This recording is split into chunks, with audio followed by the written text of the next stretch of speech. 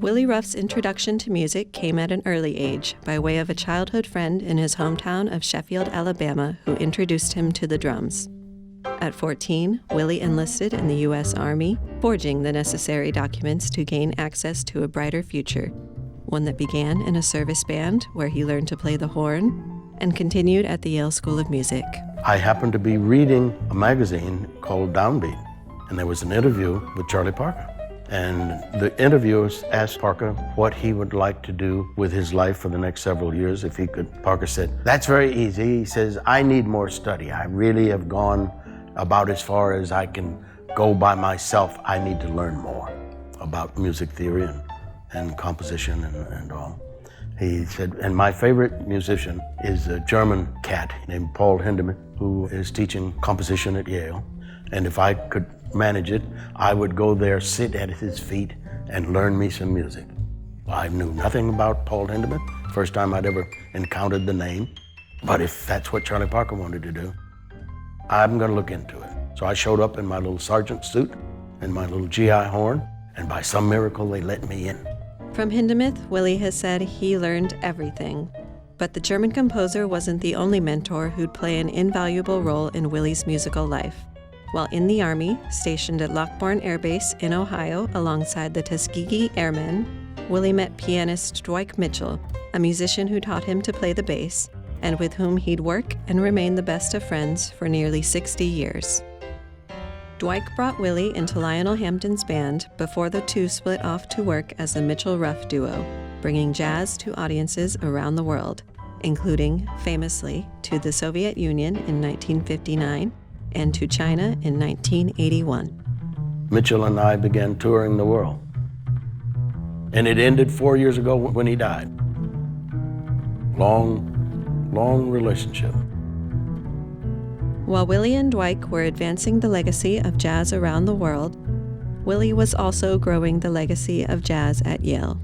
Having returned to Yale to join the faculty in 1971, Willie saw an opportunity to build what he called a Conservatory Without Walls, through which African American musical traditions could be passed from one generation to the next. The university had awarded Duke Ellington an honorary doctorate in 1967, which Willie viewed as the basis for a more purposeful relationship. Willie approached university president Kingman Brewster about hosting a jazz convocation in Woolsey Hall. The idea was that Yale had an opportunity to build on an already established relationship with Duke Ellington. And Duke Ellington was undisputedly the most admired musical personality in the whole story of African American music of all genres. I said, it's not just that we want to invite Ellington, we want to give blanket honor to this whole tradition of African American music with Ellington as its titular head.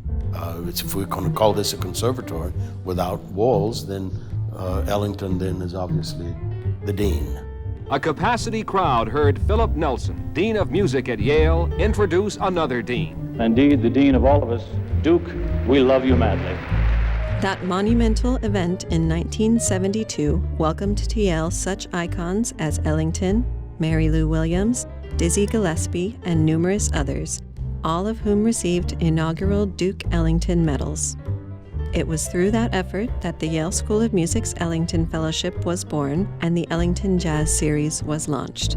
Since then, a veritable who's who of the jazz world has performed at Yale and introduced thousands of local school children to the heritage of jazz. The legacy of jazz at Yale owes Willie an incredible debt of gratitude. And yet his career has been defined as much by scholarship across musical genres and academic disciplines as it has by performance and teaching. Among the many important contributions he's made was his discovery of a connection between African American spirituals, Native American vocal traditions, and a style of psalm singing that's still practiced in the Scottish Hebrides. Willie's discovery led to conferences that were held at Yale in 2005 and 2007. That revelatory scholarship, which was featured on National Public Radio, represents just a small measure of what Willie has contributed to our understanding of music and ourselves. Now, After 46 years at the Yale School of Music, Willie is heading home. There is plenty to do down in the American South. And you see, I grew up in a different South. I'm going to a new South now. I didn't have access to the South as a child that I have now. From the young man who saw a way to better himself through music, to the legendary artist, teacher, and scholar who gave the Conservatory Without Walls a home at Yale, Willie Ruff has enjoyed a remarkable career. His legacy will continue to inspire us all.